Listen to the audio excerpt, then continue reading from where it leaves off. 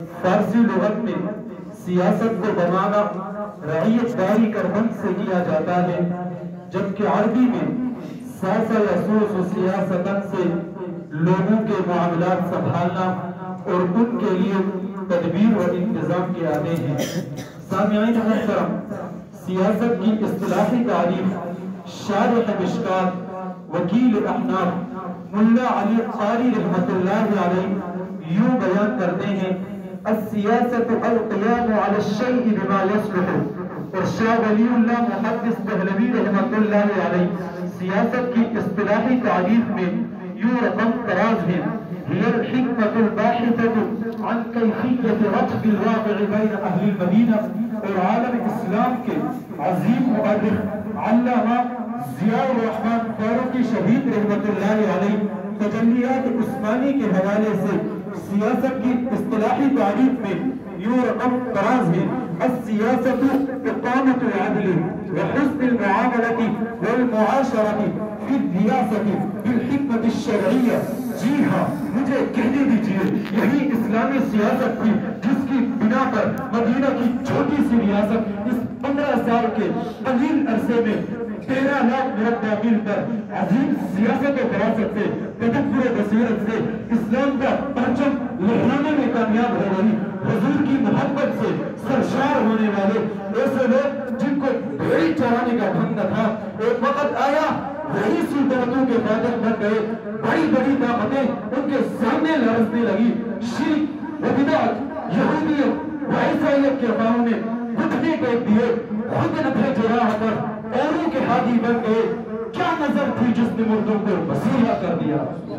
اللہ اکبر۔ سامعین محترم، حضور علیہ السلام جب مدینہ منورہ تشریف لائے تو سب سے پہلے مسجد نبوی کی تعمیر فرمائی تاکہ مسلمان اجتماعی صورت میں اپنی عبادت ادا کر سکے اور ایک قائد کے پیچھے چل کر دین اسلام کے لیے راستہ ہموار کرے۔ حضور علیہ السلام نے مسجد نبوی کی تعمیر کے بعد اپنے خطبے میں علی الاعلان توحید رسالت کا اعلان فرمایا۔ حضور علیہ السلام مدینہ منورہ تشریف لانے کے بعد دوسرا کارنامہ یہ انجام دیا کہ آپ علیہ السلام نے مدینہ کے لیے حدود مقرر کر کے اس کو حرم قرار دیا، کیونکہ حرم ہونے کی وجہ سے اس شہر کی تمام کے تمام چیزیں محفوظ سمجھی جاتی تھی۔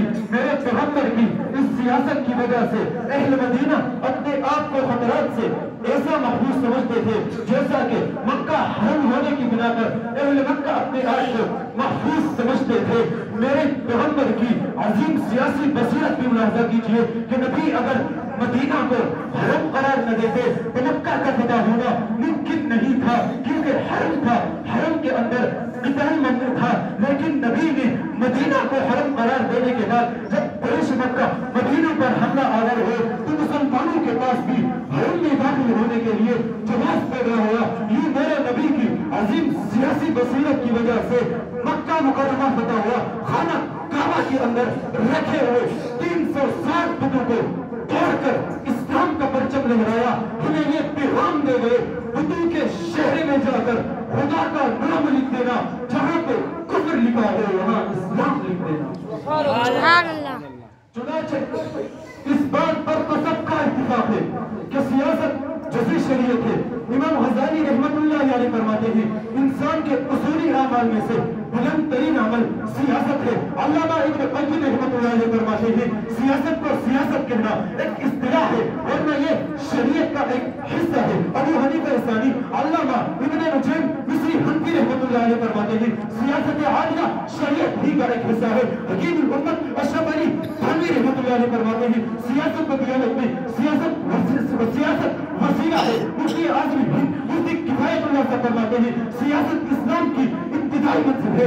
شیخ الاسلام مفتی تقی عثمانی سے فرماتے ہیں سیاست کو دین سے الگ سمجھنا جائز ہی نہیں ہے۔ شہید ناموس صحابہ، عاشق صحابہ، قائد سپاہ صحابہ، حق نواز جنگی رحمت اللہ علیہ فرماتے ہیں سیاست منبر و محراب کا حصہ ہے۔ ترجمان علماء دیوبند قائد ابن قائد مسلمانوں کی آنکھوں کا تارا حسین احمد مدنی رحمت اللہ علیہ کے روحانی فرزند قائد ابن قائد مسلمانوں کی آنکھوں کا تارا قائد جمعیت فضل الرحمان صاحب فرماتے ہیں سیاست انبیاء کا وظیفہ ہے.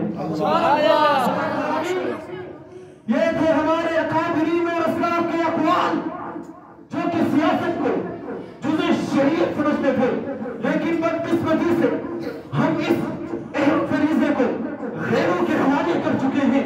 آخر میں اتنا ہی کہوں گا، جلال بادشاہی ہو کہ جمہوری تماشا ہو، جدا ہونے سیاست سے رہ جاتی ہے چنگیزی.